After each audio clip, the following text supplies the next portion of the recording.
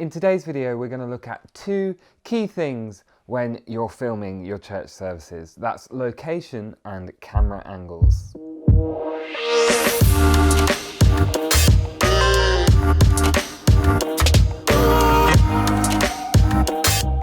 So in the last video, you learned about these pieces of equipment. If you've missed that, then at the top of this video right now should be a little title card, a little link that you can click to go and watch that video.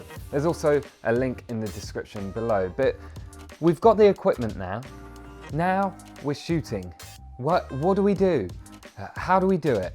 Well, I said before that you can film on your phones, and so the two key things to think about is location and camera angles. Another key thing is lighting, but as long as you've got good natural light, then you should be okay. I'm not using any professional lighting right now. I've literally got the light on in this room and this lamp right here, and that's it. So just use the lighting that you got.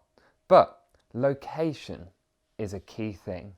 Sometimes we just prop up our phone, or now we just use our tripod, set it up, and then start shooting.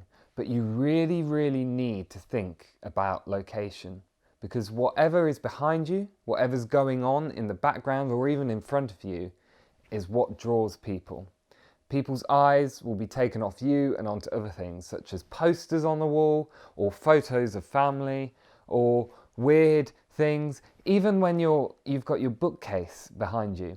It's okay to have your bookcase behind you, but be aware that some people will sit there with their heads tilted for half an hour reading all the titles of your books. So be aware of what is in the shot. Also, if you're going to film outside, great, do that. But you need to think about your microphone, because as you all know, when you film outside, it gets windy at times, and microphones can pick up that, even when you get a professional microphone. So there's a thing called a dead cat. Don't worry, it is not an actual dead cat. It's literally just this furry thing that you put on top of your microphone, which literally blocks out the wind. It's like a windshield. And so you can buy one of those for one of your microphones, or the thing that I like to do is to literally just tuck the microphone in underneath your top. As you can see here, my microphone is showing, but when I'm outside, I actually clip it slightly under my hoodie, jumper, whatever I'm wearing, so then that blocks the wind. And that usually does a really good job, and I don't actually use a dead cat myself on these kind of microphones. Also, thinking about location, make sure if you're outside that you're not in a busy place, and also make sure you've got permission if you're in a public place. Yes, you're allowed to film in public places, but certain places like country parks or things like that, you do have to get permission from the landowner. So make sure you're not breaking any laws with that. And the next thing to think about is camera angles. To most of you, it will be obvious not to have your camera set below you, so then you get that horrible up the chin look, because that's not good. And then also, if you have your camera too high up looking down, it just doesn't look very good, and it actually looks like the viewer is towering over the person that they're watching. And so having it at eye level is brilliant, because then you're able to connect and relate to the person who is speaking.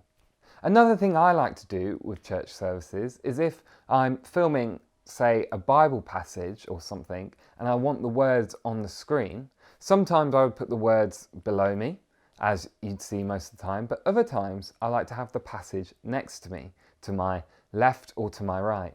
And so I would actually film with myself slightly off to one side, which I will show you a clip of a church service right now of the way I do that. I'm literally standing to one side, so then I can overlay the Bible verse next to me without cutting off myself or anything. So that is something to think about. And the key thing really is to have fun, experiment. Maybe record yourself speaking into your camera or your phone, and then set your phone up at another angle and say the same thing, but at a different angle. Then you've recorded yourself in multiple angles. Or if you've got two phones, then you could set up a main phone camera and then a secondary camera to one side and give you that chance to edit more camera angles into your service. One final thing is, I've mentioned lighting, but make sure you're in a well-lit place. As I said, natural light is great. I've only got this light on and this lamp on, and it does the job. But be careful, don't be in a dark room, because it can be so hard to see you on your video. So make sure you're in a well-lit place. But really, you don't need to buy any professional lighting as such. So those are your 2-3 things, really. You've got your location, camera angles, and lighting. But the key thing really is to have fun and experiment. This video has been short and sweet, but I hope you found it useful and beneficial. In my next videos, I promise, we will be diving into the editing process. I know most of you are keen and eager for that part, so don't worry, we will have lots of videos on those. So I hope to see you soon, and let me know in the comments below whether this was useful and what other things that you'd like to see. I'll see you soon. Goodbye.